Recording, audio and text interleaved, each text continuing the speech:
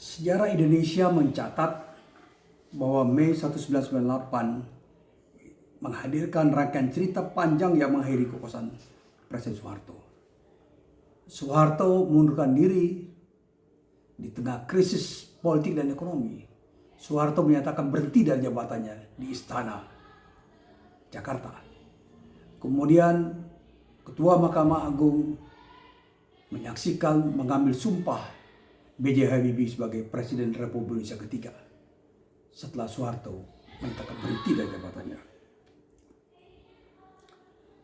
Peristiwa ini sebagai penting sekali bahwa peralihan kekuasaan sampai dengan Presiden Soeharto tidak terjadi secara mulus, ya, tidak terjadi semulus, tapi melalui suatu peristiwa sosial, ya, kemudian juga krisis ekonomi itu melatar belakangi. Dan Soeharto sendiri bisa dibilang secara politik sukses, ya, menjalankan kekuasaan pemerintahan dengan segala macam kritik, terutama karena corak pemerintahannya dinilai otoriter.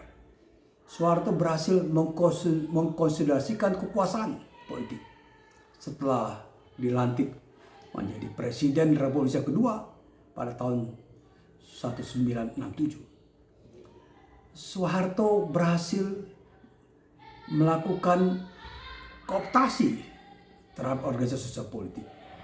Soeharto berhasil menyederhanakan partai politik dengan hanya memperbolehkan golongan karya yang juga merupakan partai politik tapi tidak ditulis sebagai partai politik, dan partai politik pusi dari partai-partai Islam, yaitu Partai Persatuan Pembangunan, dan kemudian pusi partai politik haluan Kristen dan nasionalis yang bergabung di dalam Partai Demokrasi Indonesia.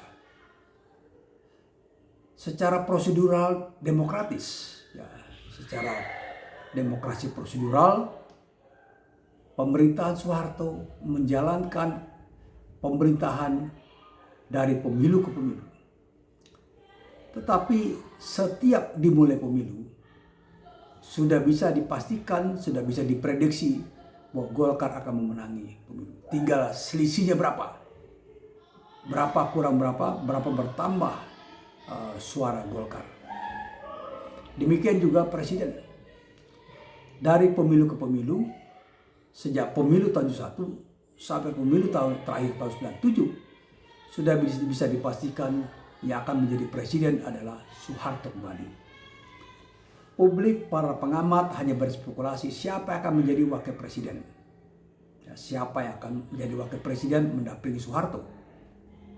Soeharto adalah seorang politisi yang bisa dikatakan cukup sederhana hidupnya, tinggal di daerah di Jakarta Pusat, di sebuah rumah yang relatif tua sebetulnya, ya. Tapi Soeharto dianggap bertanggung jawab terhadap beberapa pelanggaran hak asasi manusia Indonesia.